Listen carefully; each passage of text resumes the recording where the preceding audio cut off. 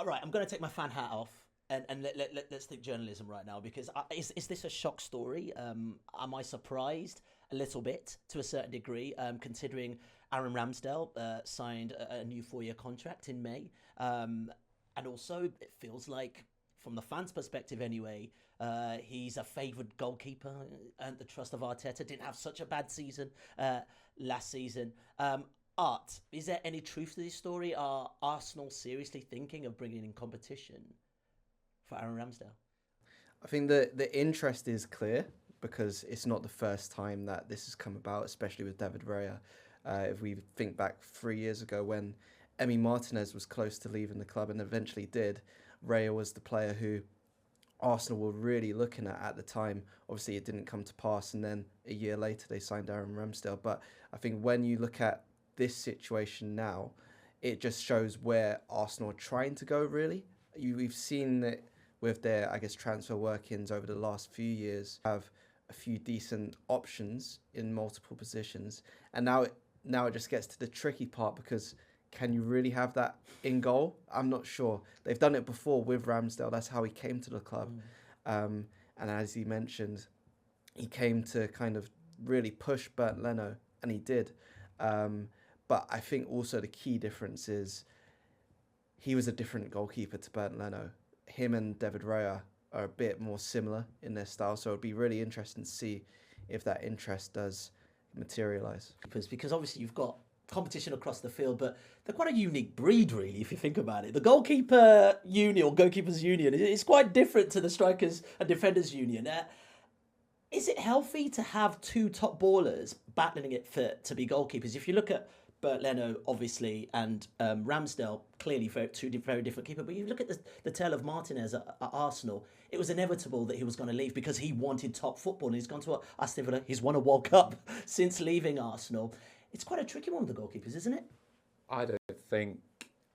it's one of those things that anyone who's in football would always say competition is healthy. I'm not sure that top-level goalkeepers necessarily really believe that. I don't think a goalkeeper... You saw it when, if you take a couple of years ago, Manchester United had David De Gea and Dean Henderson, and the idea was maybe Henderson will start pushing De Gea, and De Gea didn't really like it.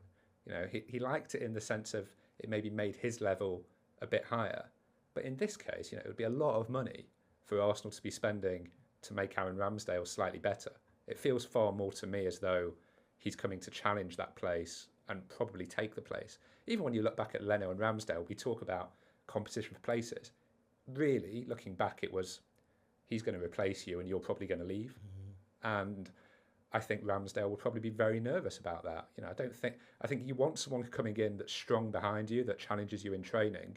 You don't want someone coming in for 30-40 million pound that's probably too expensive not to be playing. Adam, if Arsenal are seriously thinking about ousting Manchester City, which is no easy job for any team in regard, are these the kind of moves they have to make? We talk about across the field for sure, competition everywhere. Still, maybe a striker could be another fascinating position for Arsenal. But I think Lord Wenger was brilliant at nurturing talent. Sometimes his loyalty to talent was often his downfall. This is a new era for Arsenal Football Club. Is this the ruthlessness that we are now seeing in Arteta to provide competition in all parts of the field? And actually, if you want to operate at that top level, as you do at Manchester City, who've got technically two starting 11s, you have to do these kind of moves, or you have to make these kind of moves. Yeah, I mean, it would be brutal. I think it would be brutal as well because I think probably the British media is a little bit more sympathetic at times to English players as well. So everyone sort of that you could feel on Sunday when David Ornstein broke the story that there was almost like a little bit of outrage. It was like, this guy's done really well, right? And all of a sudden, this guy who we think maybe he could be number one even for England at the European Championship next summer, well, where's he going to play? And where's his game time going to be? And for Mikel Arteta, that's not really a concern. I mean, he's got to win games. I'm kind of interested in whether they want Raya. It sounds stupid when you talk about a goalkeeper. Is it to concede fewer goals, or is it actually more about helping Arsenal control games better, build out from the back better? Because I think I know that I think Raya's metrics last season were better than Ramsdale's. Yeah, I think he was one of the top shot stoppers in the league. So there's probably a marginal gain to be made from that. And you did see towards the end of the season, I think Arsenal had only like 3 clean sheets in their last 12, 13 games. There was quite a few games where they were conceding 2-3 goals a game. That was clearly a big problem. But when I was watching Arsenal, I wasn't thinking like the goalkeeper's the issue there. It felt far more as though obviously Gabriel was missing, and just kind of if I had a spare £40 million for Arsenal right now, I'd be looking at a midfielder. I'd be looking at another wide player. I'd maybe be looking at another centre back. Yeah, you know, just to always have that extra option there. But 40 million on a goalkeeper who might not start. What comes into it is just the fact that he is so openly on the market.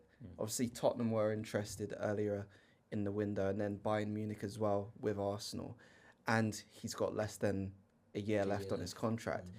When you've already expressed interest in a player and they become available, I think it's only natural to then just feel curious and feel interested again. There is this kind of historic link because the Arsenal goalkeeping coach, Inaki Kanya, came from Brentford. He, I think, brought Raya into the club at Brentford a few years ago. He's wanted him at Arsenal for several years.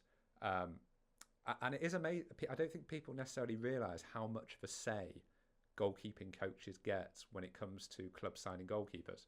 I think sometimes people think it's all about the recruitment team and scouting team and head coach, but actually goalkeeping coaches get a huge say in this. They're almost asked often just to draw up their own shortlist, and then it gets taken upwards. I know that sort of happened at Leeds over the last few years, for example, and it may well be the case at Arsenal that, you know, they have this relationship and he thinks in terms of the style that they're trying to implement that it's the best way to go. I mean, the other thing is for Raya as well. Does he want to go somewhere where he's not going to be undisputed number one? Does he want to make that big move from Brentford where he's playing every single week at the moment? And if he was to wait till next summer and be a free agent, he'd probably be able to go somewhere and be a number one. Does he want to take the risk of potentially being on the bench? And then the other thing is still any goalkeeping relationship with a team does rely on continuity. So this idea that, you know, you'd have, I don't know, Ramsdale playing Premier League, Raya playing in the Champions League, I'm not sure that works in the way that it would for Europa League, for example, where, you know, I don't think Arsenal fans were that bothered last season, really, what happened in the Europa League. Champions League's different, and you can't sort of throw someone in once every couple of weeks in really, really big games. You know, Arsenal's first time in the Champions League since 2017. Yeah, it's been a while. But then I look at the current Matt Turner situation, and you're asking yourself, there's no way you're going to put Matt Turner out with the Lions in the Champions League. I mean, I know there's interest from Nottingham Forest, or there's been speculated there's been interest from Nottingham Forest. So it's almost like a little, you know, spinning plates kind of moment, because you might need Matt Turner to obviously move on if Raya does come in. And I would definitely, as a fan of football, would rather see someone as capable of Raya in the Champions League over Matt Turner. But then again, it's this idea that you've got two top keepers. Why wouldn't Aaron Ramsdale want to play in the Champions League? That's what I mean. Like, why wouldn't Aaron Ramsdale want to play in the Champions League? Man City play Ederson in pretty much every game. You know, that's not an FA Cup or Carabao Cup game. So I think that's odd. I think you're right, though, in terms of bringing it back to that point around how do you reach Man City's level. When you do look at, I suppose, the other big clubs' goalkeepers now, Alisson, Ederson, Man United bringing Onana in, I think there is then a question of, is Ramsdale that level? And I think a lot of Arsenal fans would probably say, yeah, based on what they've seen over the last few years. But if the guys who are training him every day think maybe there's someone better and we can go and do this deal, then, you know, I think probably Arteta's earned that trust by now. For someone who's watched Ramsdale for a lot of last season, and obviously when he arrived at Arsenal, the ingredients are there for this young man to be a top keeper. Definitely. I think when you consider he's only 25, turned 25 in May, so it'll be that age for the whole of next season as well. What I've seen is someone who brings an energy, and you saw it immediately. I remember his debut was against West Brom. And also one little side note, I think what probably accelerated him becoming number one was Arsenal's poor start to that season where they lost 3 games back to back. Brentford, Manchester City and Chelsea. And then he came in the League Cup against West Brom, and it was almost a very early synergy between both him and the fans. The main objective going into the summer was get the main business done early, and they'd done it. Because last year they were able to do it, have everything settled by the time they came back from America, and they settled on their starting 11 before the season began. So you want to kind of get to a similar place, and hopefully they're able to do that with the Emirates Cup and the Community Shield. But it is very much thinking, where can this Arsenal side continue to develop? And there's not a really clear answer, I'd say, because, as you mentioned earlier, Ayo, striker, what do you do there? You have Gabriel Jesus, who feels like the number one. Do you potentially look to maybe challenge him even further? I don't know. But also, Arsenal spent a lot of money this summer, so I'm not sure if that dessert is feasible at the minute. Can you really keep two top goalkeepers happy on a team that's vying for the top biggest prizes in the league in the season?